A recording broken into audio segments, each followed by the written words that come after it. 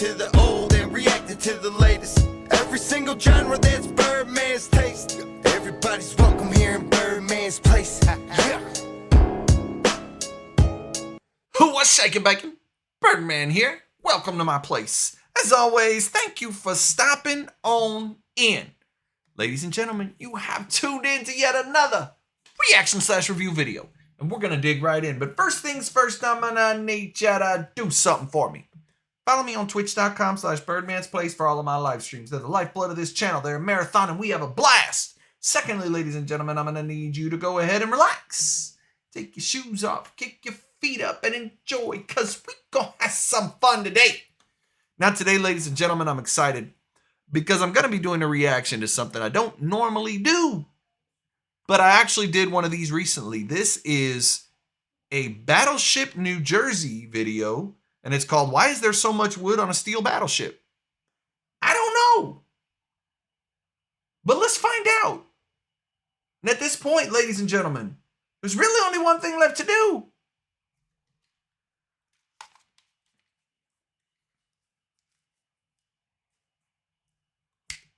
Let's get it.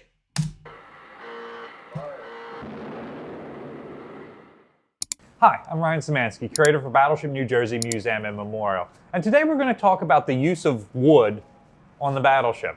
I get a lot of questions about this, or hear a lot of incorrect statements or partially wrong statements about the battleships not being built with flammable materials and there's no wood on board and stuff like that. And so in today's video, we're going to talk about some of the uses of wood on the ship and some of the places where wood was substituted to be less flammable.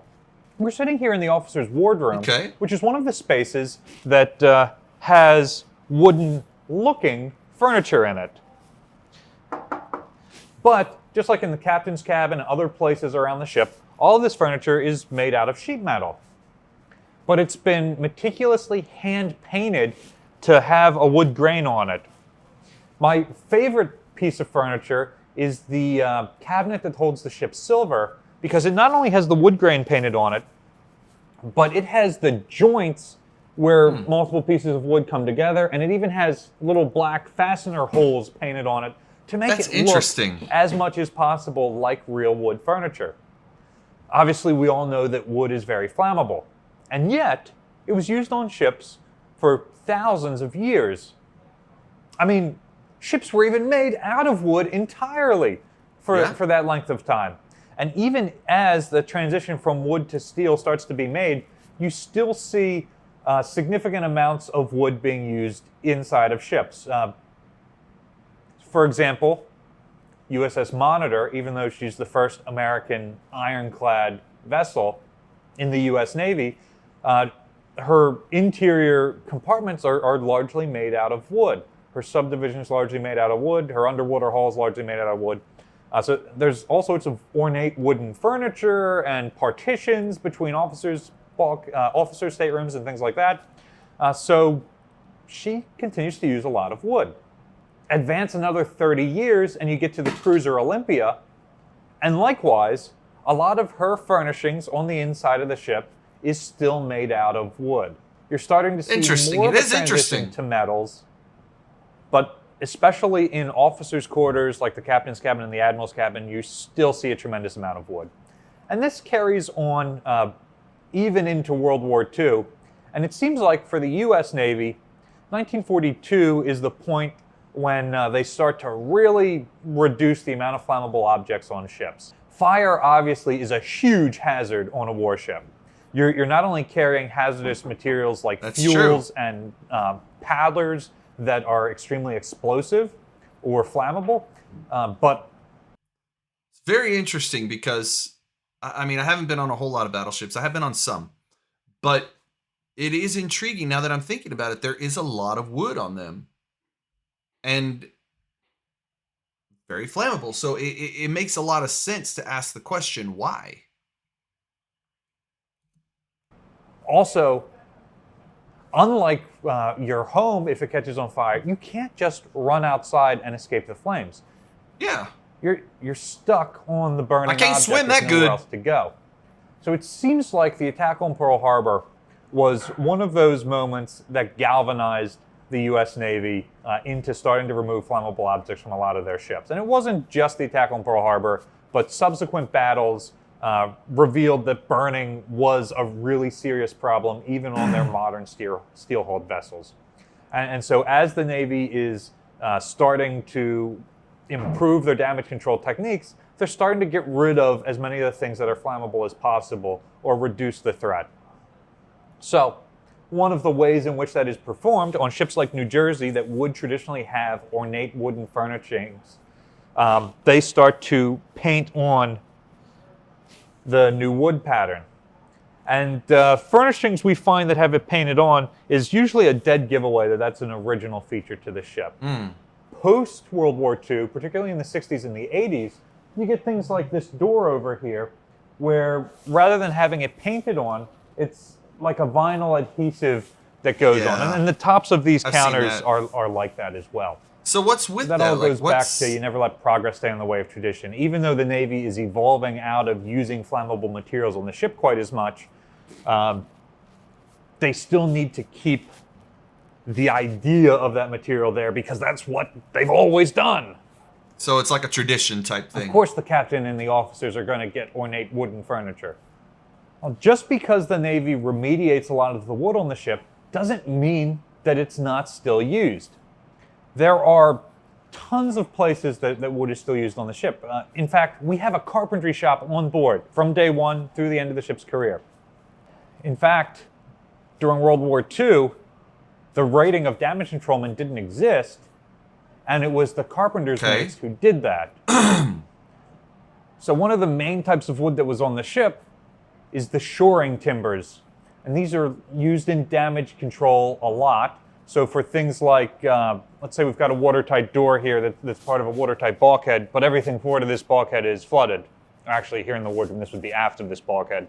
And that water pressure is starting to push against this door, and look, the door opens inwards. So that is the weak part in this new watertight bulkhead. And so you could brace it with shoring timbers. Yeah. And that is your and that would probably hold control. it. You are not repairing it. You're just making a temporary patch until you can get out of combat to a point where you might be able to make a more permanent repair. Because it would be easy just to screw them in. So wood is much more effective at this because you can pretty quickly cut it down. It's a really cheap material. So you can cut it to the shape you need. The Navy does start to use mechanical shores later on, but even though we carried mechanical shores throughout our career, Battleship New Jersey always carried shoring timber on board in numbers of places around the ship. They are all over the place. And it's one of the common questions we get as people are coming through. What is this rack of wood? Why are there all these 4x4s lying around the ship? The other main place that is wood, of course, is our teak wood deck. And they use wood there for a couple of reasons. One, teak is not very flammable, so they're specifically choosing that type of wood because it is not flammable. But not all American warships use teak wood decks. Aircraft carriers in the U.S. Navy during World War II tended to have fir decks. It's a much softer wood, it's cheaper, so it's easier to repair. And if you take a bomb hit that puts a hole in the deck, you can really easily cut some new pieces of fir and put it out there. Likewise, older battleships would have used pine instead of teak.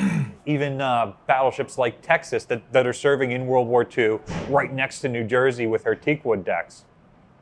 Remember, at this time, teak is not grown in the United States, so it is a lavish expense. And the only reason the U.S. Navy uses teak instead of another type of wood is because of the Washington Naval Treaties.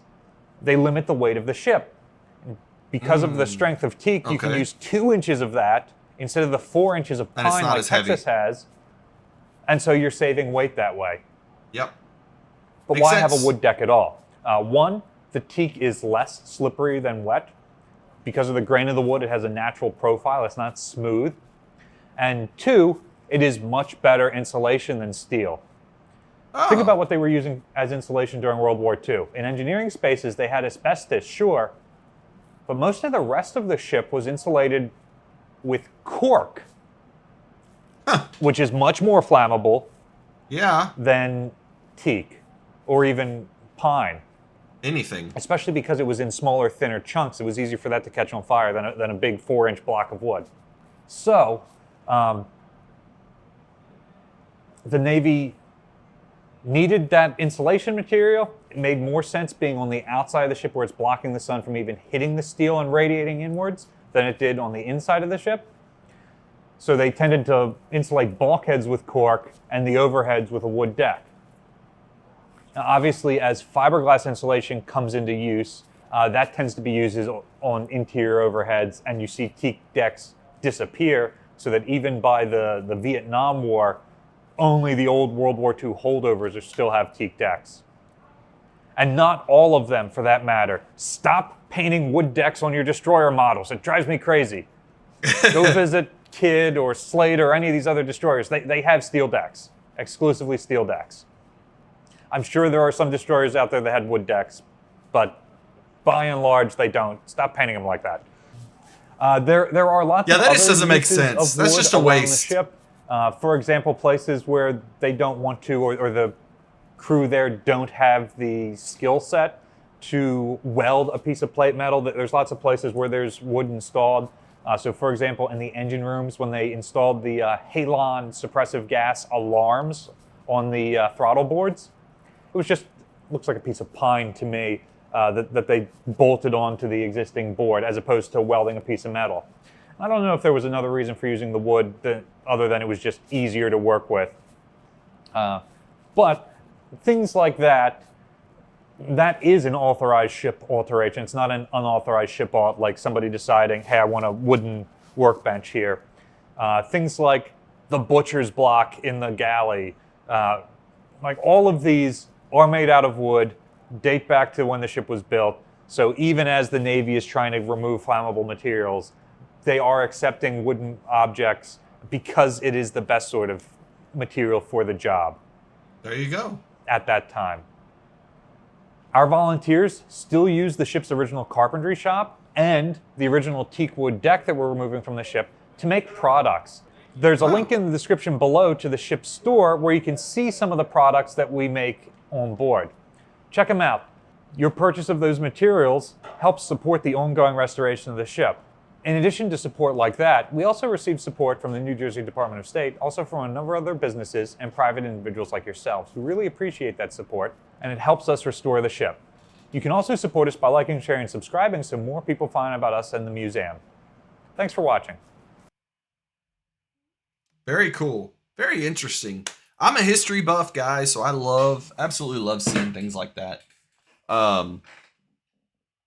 Very, very cool. I never even thought of that. Why is there so much wood on a steel battleship? A lot of it is tradition.